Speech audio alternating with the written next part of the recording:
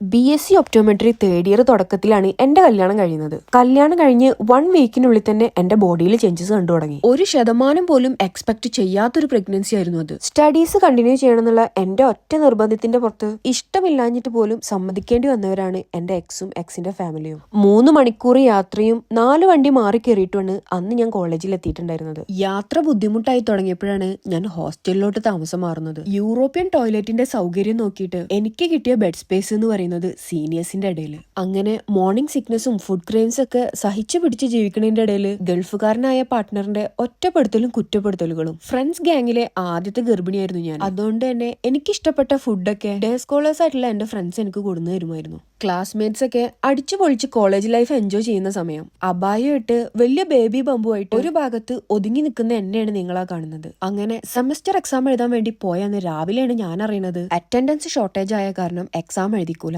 പൂർണ്ണ ഗർഭിണിയായ ഞാൻ അവിടെ കിടന്ന് നില വിളിച്ചു കരഞ്ഞു. കോളേജ് ഹെഡിനെ കണ്ട് സംസാരിക്കുകയാണെന്നുണ്ടെങ്കിൽ എക്സാം ഹാളിൽ കയറ്റാന്ന് എക്സാമിനർ സമ്മതിച്ചു.